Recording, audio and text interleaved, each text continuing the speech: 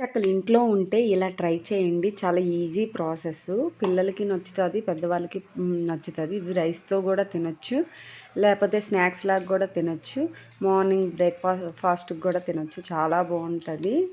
అయితే ఇది ఎలా చేసుకోవాలంటే ఫస్ట్ ఒక కొబ్బరి ముక్కకి మనం చిన్న పీసెస్ లాగా చేసుకోవాలి. బియ్యము మనం తీసుకున్న దాన్ని బట్టి దానికి సరిపోయిన క్వాంటిటీలో బియ్యం తీసుకోవాలి. నేను ఒక హాఫ్ కొబ్బరి చెక్కకి ఒక చిన్న బౌల్తో బియ్యం తీసుకున్నాను. అవి ఒక అరగంట సేపు నానబెట్టాలి. బియ్యం నానబెట్టిన తర్వాత కొబ్బరి ముక్కల్ని, బియ్యాన్ని, జీలకర్ర అందులో వేసేసి అలానే సాల్ట్ కూడా వేసుకుంటాము. మనం మిక్సీ కొట్టాక ఒకవేళ సాల్ట్ సరిపోకపోతే మనం యాడ్ చేసుకోవచ్చు.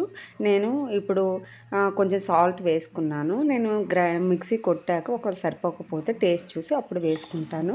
అలానే పచ్చిమిర్చి వేసుకోవాలి.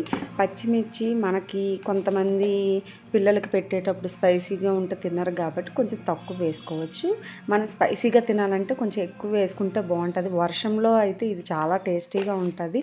దీన్ని మిక్సీ కొట్టేటప్పుడు నేను చూపించే విధంగా మరీ గట్టిగా కాదు, మరీ పల్చగా కాకుండా మీడియం దాంట్లో ఇలా దాన్ని మిక్సీ కొట్టుకుంటాము. మధ్యలో కొంచెం వాటర్ కూడా యాడ్ చేసుకోవచ్చు.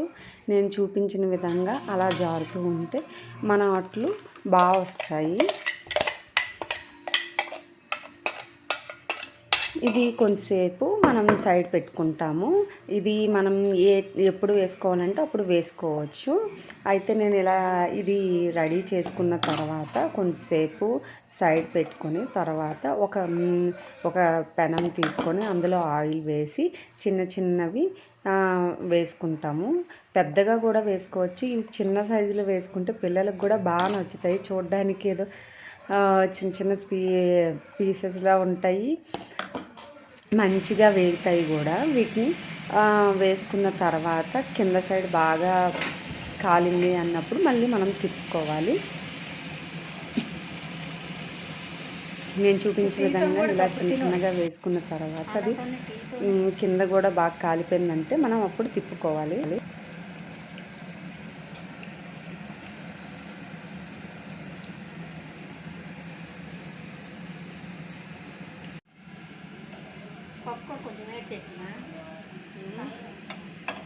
ఒక సైడ్ కాలేక మనం దోశలను ఎలా వేసుకుంటామో సేమ్ దీన్ని కూడా అలానే, కానీ చాలా ఈజీ ప్రాసెస్. కొబ్బరికాయలు ఎక్కువ ఉన్నప్పుడు ఇలా చేసుకుంటే చాలా బాగుంటుంది, టేస్టీగా ఉంటుంది. పిల్లలకు కూడా చాలా నచ్చుతుంది, ఫాస్ట్గా కూడా అయిపోతుంది.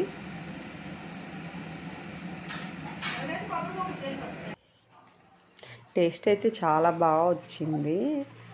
నాకైతే చాలా బాగా నచ్చింది. అది మామూలుగా స్నాక్స్ లాగా తినడానికి ఇంకా బాగుంది. వేడిగా కాకుండా కొంచెం చల్లారాక తింటేనే దాని టేస్ట్ ఇంకా బాగుంటుంది.